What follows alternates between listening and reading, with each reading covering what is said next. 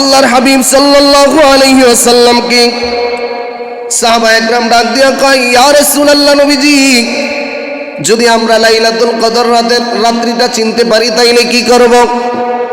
আল্লাহর নবী, রহমতের নবী, সাহাবা একরামকে ডাক দিয়া কয়, আরে সাহাবীরা, তোমরা যদি লাইলাতুল কদর রাত্রিটা চিনতে পারো তাইলে তোমরা বেশি বেশি করে এই দোয়াটা তোমরা আদায় করবা, আল্লাহুম্মা ইন্নাকা আফুউন তুহিব্বুল আফওয়া ফাআফু আন্নী। হে আল্লাহ, আপনি ক্ষমাকারী, আপনি মাফ করতে পছন্দ করেন, অতএব আমাকে ক্ষমা করুন। যদি আপনি লাইলাতুল কদর রাত্রিটা পান, যদি মনে হয় এই রাত্রটা অন্ধকার, যদি মনে হয় এই রাতের বেলায় হালকা বৃষ্টি হওয়ার সম্ভাবনা আছে, যদি মনে হয় এই রাত্রটা এমন একটা রাত্র যে রাতের বেলায় বেশি ঠান্ডাও করে না বেশি গরমও করে না, তাইলে এর বেলায় আল্লাহর দরবারের মধ্যে দোয়া করবেন, আল্লাহুম্মা ইন্নাকা আফুউন তুহিব্বুল আফওয়া ফাআফু আন্নী।